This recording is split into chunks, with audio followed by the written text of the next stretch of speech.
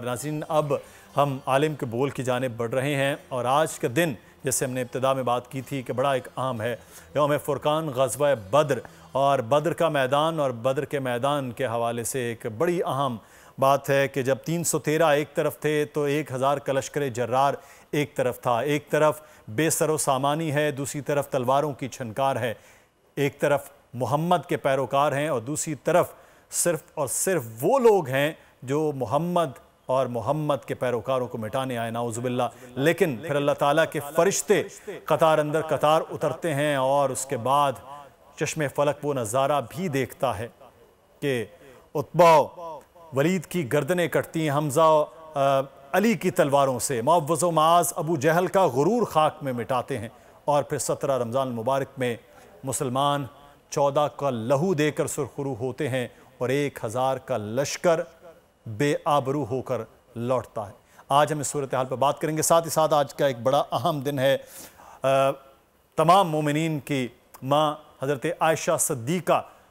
रज़ी अल्लाह ताला अन्हा के आज यौम विसाल भी है। इस सूरत हाल पर भी बात करेंगे, उनकी अज़मत और रफ़्फ़त पे। हमारे साथ इस वक्त मौजूद हैं अलामा साहब जिनसे हम इस सूरत हाल पर बात करेंगे। बरकात साहब, अस्सलाम वालेकुम जी, आपका बहुत शुक्रिया, आप आज तशरीफ़ लाए हैं। अलामा मोहम्मद मोहसिन बरकाती साहब इस्लामिक स्कॉलर हैं। बरकात साहब, ग़ज़वा बद्र इस्लामी तारीख़ में एक मोजज़ा सा लगता है कि एक तरफ बेसर व सामानी है, दूसरी तरफ लश्कर जर्रार है, लेकिन ये फ़तह जो है ये क्या सबक देती है मुसलमानों को? वालेकुम सलाम व रहमतुल्लाह। सर, ये ग़ज़वा बद्र जो हमें मैसेज देता है कि हमने जो है मादी क़ुव्वतों की तरफ नज़र नहीं करनी, हमने अल्लाह की ज़ात पर तवक्कुल कामिल करना है। और ग़ज़वा बद्र में जहाँ 313 सहाबाए कराम की तादाद है और कुफ़ार जो है 1000 की तादाद है, बाज़ रिवायत में आता है कि 1000 से भी ज़ायद थी। उनके पास जो है सवारियाँ भी मौजूद हैं, तलवारें भी हैं, ऊँट भी हैं, घोड़े भी हैं, जो उस वक्त की जंग के आलात थे। और जबकि जो है मुसलमान सहाबाए कराम के पास जो है कहते हैं कि 2 ऊँट थे और 70 ऊँट थे और 2 घोड़े थे, 6 ज़िरा थी जो जंगी लिबास था और जो है 8 तलवारें मौजूद थी। अल्लाह। और ये बदर जो है मदीना मुनव्वरा से 80 मील के फासले पर वाक़े है। और बदर बिन आमिर एक शख्स था, उसने ये कुआं खोदा था तो उसी के नाम से जो इसे निस्बत है और इसके आसपास उस इलाके का नाम जो है बदर पड़ गया। और लोग आज भी हज और उम्रे के लिए जाते हैं तो लोग वहाँ ज़ियारत के लिए जाते हैं।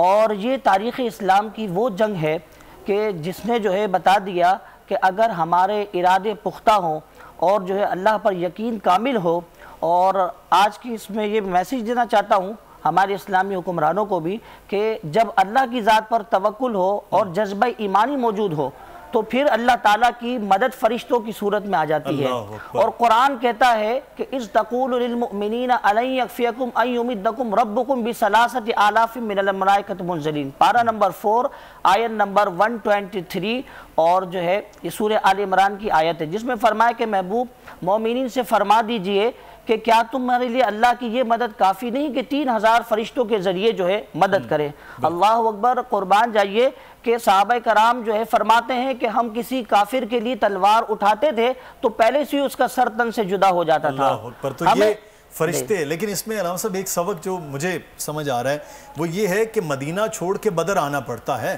फिर फरिश्ते उतरते हैं, उतर सकते हैं फरिश्ते जो हैं वो तब जब मदीना छोड़ के आया जाए।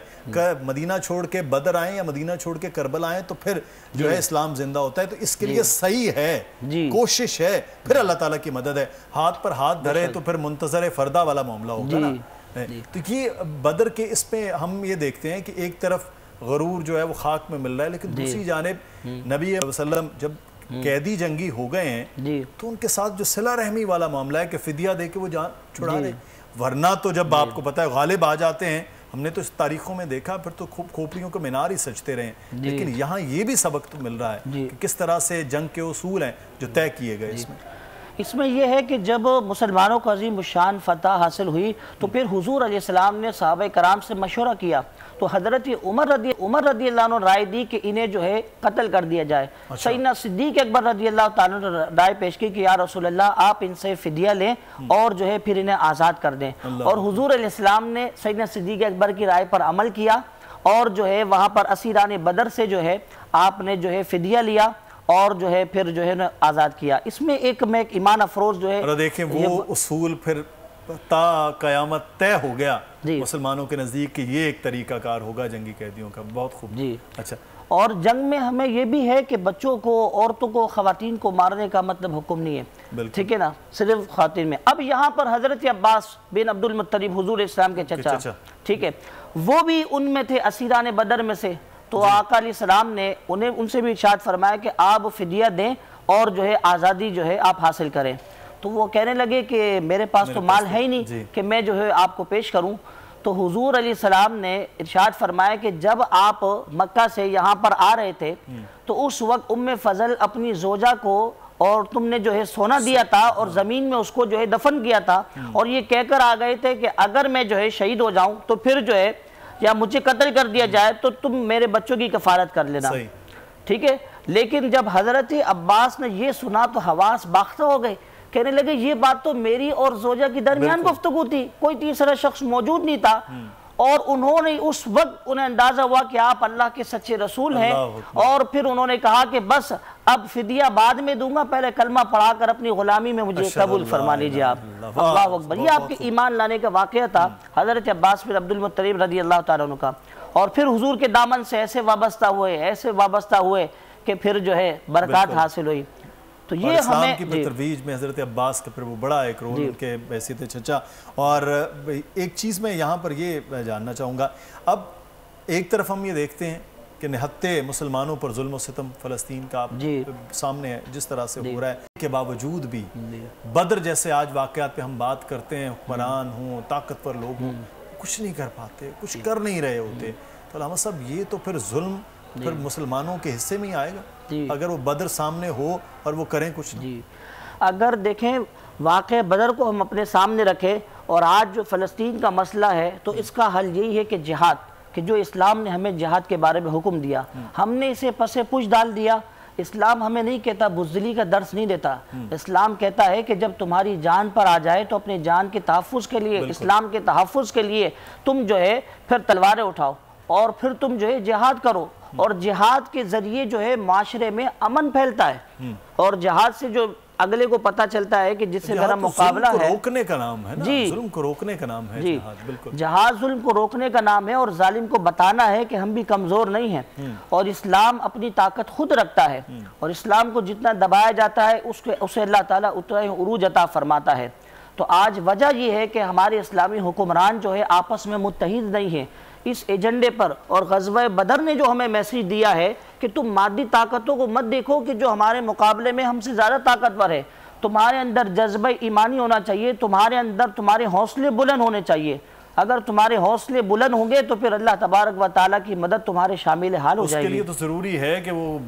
شعر اقبال کا فضائے بدر پیدا کر، فرشتے تیری نصرت کریں، اتر سکتے ہیں گردوں سے قطار اندر قطار اب بھی، لیکن ایک وہ جو فضائے بدر ہے وہ پیدا کرنا پہلے ضروری ہے، فرشتوں کا نزول جو ہے وہ بعد میں، اگر ہم اسی طرف آئیں گے نہیں تو پھر کیسے ممکن ہے۔ لیکن علامہ صاحب آج وقت کی بھی کمی ہے، میں چاہوں گا ام المومنین حضرت عائشہ صدیقہ رضی اللہ تعالیٰ عنہ کے آج یوم وصال ہے، بڑا خوبصورت ساتھ نبی مکرم صلی اللہ علیہ وسلم کے ساتھ، پھر وہ ام المومنین بھی صحابیہ بھی جن کو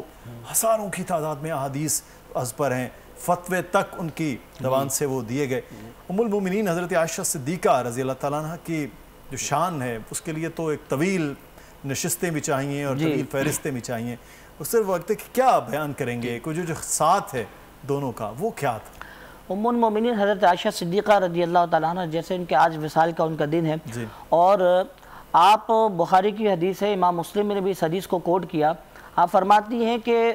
حضور علیہ السلام نے مجھے فرمایا کہ نکاح سے پہلے فرشتوں نے ایک ریشمی کپڑے پر مجھے تصویر دکھائی حضرت عائشہ صدیقہ کی، اور فرشتوں نے کہا کہ یا رسول اللہ یہ آپ کی زوجہ ہیں، آپ کا ان سے نکاح ہوگا، اللہ نے پسند فرمایا، اور پھر تمام ازواج میں یہ کنواری آپ کی زوجہ تھی، اور سب سے کم عمر جب نکاح ہوا ہجرت کے 2 سال بعد جو ہے ان کا نکاح ہوا تو عمر 6 سال تھی اما عائشہ کی، اور جب رخصتی ہوئی تو اس وقت 9 سال عمر تھی ان کی۔ آپ اندازہ لگائیے کہ پھر حضرت عائشہ صدیقہ رضی اللہ عنہ یہ وہ تھی کہ حضور علیہ السلام ان کے ساتھ بستر پر میوے سرات ہوتے اور وحی کا نزول ہو جاتا، وحی نازل ہوتی۔ اور ام سلمہ رضی اللہ عنہ اس حدیث کی راویہ ہیں، کہتی ہیں کہ جب حضور علیہ السلام کی باری حضرت عائشہ کے پاس ہوتی اور صحابہ کرام کو کوئی تحفہ یا ہدیہ پیش کرنے ہوتے تو اسی وقت کرتے کہ جب حضور علیہ السلام حضرت عائشہ کے حجرے میں ہوتے۔ تو پھر حضرت ام سلمہ رضی اللہ عنہ نے اس کا جو ہے شکوہ کیا حضور علیہ السلام کی بارگاہ میں، یا رسول اللہ جب آپ ہماری باری والی دن یہاں پر ہمارے حجرے میں تشریف فرما ہوتے ہیں تو یہ صحابہ کرام جو ہے اپنے ہدایہ اور تحفے کیوں نہیں بھیجتے؟ آپ ان سے کہا کریں کہ ہماری باری والی دن بھی جو ہے تحفے بھیجا کریں۔ تو حضور علیہ السلام نے اپنا چہرہ پھیر لیا، کوئی جواب نہ دیا حضرت ام سلمہ سے۔ انہوں نے دوبارہ جو ہے عرض کی، پھر چہرہ جو ہے نا حضور علیہ السلام نے پھیر لیا۔ تیسری مرتبہ آقا علیہ السلام نے ارشاد فرمایا کہ عائشہ کے مقام کو جانتی ہوں ام سلمہ، جب عائشہ کے میں بستر پر ہوتا ہوں تو اللہ تعالیٰ وحی کا بھی نزول فرما دیتا ہے، نزول وحی ہوتا ہے، یہ خاصہ انہی کو حاصل ہے۔ اور جب حضور علیہ السلام کا جب وصال بھی ہوا تو اماں عائشہ صدیقہ رضی اللہ عنہ کی جو ہے زانوں میں آپ کا سر مبارک تھا حضور علیہ السلام کا، اور پھر جو ہے آپ کا جو ہے آپ نے جو ہے آپ اس دنیا سے آپ نے وصال فرمایا اور وقت علالت میں بھی جو ہے آپ کے رہے۔ اور آپ یہ اندازہ کیجئے کہ سیدنا صدیق اکبر رضی اللہ تعالیٰ جو آپ کے والد محترم ہیں، تمام صحابہ میں سب سے افضل، اور جو آپ کے شوہر ہے وہ تمام نبیوں میں سب سے افضل، رسول اللہ صلی اللہ علیہ وسلم کی ذات گرامی۔ تو یہ نسبت اور یہ قربت اور یہ جو تعلق جو ہے ام المومنین عائشہ صدیقہ رضی اللہ عنہ کو حاصل تھا تو اور ازواج کو یہ حاصل نہ تھا۔ اور دوسری بات یہاں پر میں کوٹ کرنا چاہوں گا کہ ازواج مطہرات میں سب سے زیادہ جو احادیث جو روایت کی ہیں وہ ام المومنین عائشہ صدیقہ رضی اللہ عنہ نے، اور حضور علیہ السلام کی جو ازدواجی معاملات ہوتے اپنی ازواج کے ساتھ آپ کا رویہ، آپ کی گفتگو، تو وہ صحابہ کرام سوالات پوچھتے حضرت عائشہ سے آ کر، اور وہی اس کے بارے میں زیادہ جو ہے بتایا کرتی تھی کہ حضور علیہ السلام کا اپنی ازواج کے بارے میں کیا ان کا جو ہے اخلاقی طریقہ تھا۔ زندگی کے پورے چیپٹرز جو ہیں وہ ہم دیکھتے ہیں ساستہ کے اندر، وہ حضرت عائشہ صدیقہ سے مروی ہیں، ساری روایات ان سے ہیں کہ یہ ایک بہت بڑا کام جو ہے وہ حضرت عائشہ صدیقہ کے ذریعے اللہ تعالیٰ نے لیا ہے کہ جو ہمارے ذاتی معاملات ہیں، زندگی کے معاملات ہیں، وہ حضرت عائشہ صدیقہ سے ساری روایات چیزیں ملتی ہیں۔ تو کہا جاتا ہے کہ وہ تو صحابیوں کی بھی استاد ہیں احادیث میں، تو کیا ہم اس کہہ سکتے ہیں کہ صحابہ کی بھی احادیث کے اندر وہ چند وہ صحابہ کرام جنہوں نے ان سے جو ہے احادیث روایت کی، میں یہ کہہ جنہوں نے احادیث روایت کی، جا کے پوچھنا ان سے یہ کیا ہے، اور یہ اس پر جو ہے دیکھیں انہیں خاصہ حاصل ہے کہ انہوں نے جو حدیث روایت کرتی اور بیان کرتی تو صحابہ کرام استفادہ حاصل کر سکتے تھے۔ اب آئلی زندگی اور وہ معاملات جو نجی معاملات تو وہ جو زوجہ ہے وہ بہتر جانتی، اور وہ سچ بیان کرتی، حق بیان کرتی کہ حضور علیہ السلام کا ان کے ساتھ جو ہے کیا معاملات تھے۔ تو اسی طرح جو حضرت عائشہ صدیقہ رضی اللہ عنہ کا ہر مقام پر جو ہے ایک امتیازی جو ان کا مقام حاصل ہے حضرت عائشہ صدیقہ رضی اللہ عنہ کا۔ صحیح۔ اچھا علامہ صاحب ایک اور چیز ہے کہ یہی ہم دیکھتے ہیں، دیکھیں ام المومنین جتنی بھی ہیں وہ تو ہمارے لیے ان کے تو خواتین کے لیے راستہ ہی وہ ہے کہ کیا ہونا چاہیے، وہ تو اس سے زیادہ آگے کچھ چیز ہی نہیں۔ لیکن آج ہم آئلی زندگی میں جس طرح حضرت عائشہ صدیقہ رضی اللہ عنہ خواتین کے حوالے سے کیا درس ہے،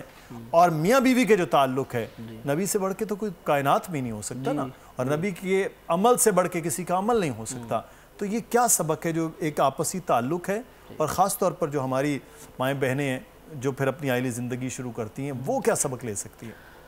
ام المومنین حضرت عائشہ صدیقہ رضی اللہ عنہ کی سوان حیات اور آپ کی جو سیرت ہمیں جو ہے یہ میسج دیتی ہے کہ کئی ایسے دن ہوتے کہ فاقہ کشی کے گزر جاتے اور حضور علیہ السلام اپنے جو ہے پیٹ مبارک پر پتھر باندھتے، اور پھر جو ہے یہاں تک کہ جو ہے حضور علیہ السلام نے ایک مرتبہ تو اپنی ازواج سے فرمایا کہ دیکھو میرے ساتھ تمہیں رہنا ہے تو میں نے جو ہے فقیری کو میں نے اختیار کیا ہوا ہے، میں نے امیری کو اختیار نہیں کیا، اور یہ میرے اختیار میں ہے۔ اللہ تعالیٰ نے تو مجھے یہ کہا کہ محبوب آپ چاہیں گے تو مکہ کے پہاڑوں کو سونا بنا دیں گے، جو کی روٹی غذا، اور کل جہاں کے مالک تھے لیکن جو کی روٹی غذا، بالکل روٹی غذا تھی، یہ سب آپ کی جو ہے پہاڑ سونے کے بن جائیں گے، آپ کے تابع ہوں گے۔ لیکن حضور علیہ السلام نے فقر کو اختیار فرمایا اور کہا کہ فقر اختیار کرو کیونکہ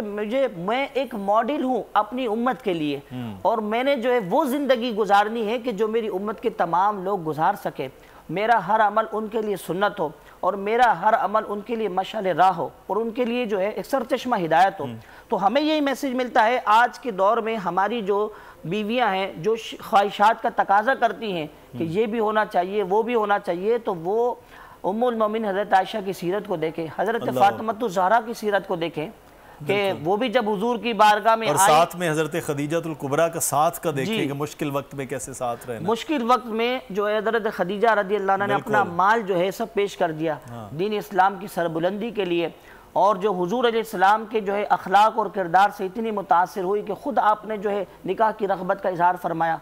ام المومنین حضرت خدیجہ الکبریٰ رضی اللہ عنہ نے۔ تو یہ سبق جو ہے وہ ام المومنین کی ہی ذات سے ہو سکتا ہے، حضرت فاطمہ الزہرا ان کی ذات سے ہو سکتا ہے جو آج ہمارے خواتین، مائیں، بہنیں، بیٹیاں وہ حاصل کر سکتی ہیں اپنی زندگی کو چلانے کا۔ اور علامہ صاحب یہ بار بار یہ بات کی جاتی ہے نا کہ ان کی سیرت پر عمل، لیکن ہم سیرت سے دور کیوں ہیں؟ وجہ کیا ہے؟ اصل میں دراصل بات یہ ہے کہ ہمارے اندر جو ہے ضرورت ہے کہ ہم ان کا مطالعہ کریں۔ ایک تو سیرت کا ہمیں مطالعہ ہونا چاہیے کہ ان کی سیرت کے پہلو کیا ہے اور کن کن پہلو پر، اور یہ تو ہمارے لیے ایک ماڈل ہے، ہمارے لیے جو ہے ہمارے اسلاف ہیں۔ اگر ہم ان کے دامن کو چھوڑ دیں گے تو پھر آج وہی حال ہوگا جو ہمارا ہو رہا ہے، ہم دیکھ رہے ہیں یہ بڑا کہ عالم کا کفر جو ہے ہم پر غالب ہے، عالم کفر ہم پر غالب ہے، اسی لیے کہ ہم نے جو ہے دین اسلام کے دامن کو چھوڑ دیا، قرآن کے احکامات پر عمل پیرا ہونا چھوڑ دیا۔ قرآن کو دیکھیں صرف پڑھ لینا تو کافی نہیں ہے نا۔ اقبال نے کہا نا کہ گنوا دی اسلاف سے جو میراث پائی تھی، تو معاملہ یہی ہے کہ ہم نے گنوا دیا اور اس کے بعد آسمان نے ہمیں زمین پہ دے مارا ہے۔ بہت شکریہ علامہ صاحب، آپ ہمارے ساتھ موجود تھے۔ سبسکرائب کریں اور بیل دبائیں تاکہ کوئی خبر رہ نہ جائے۔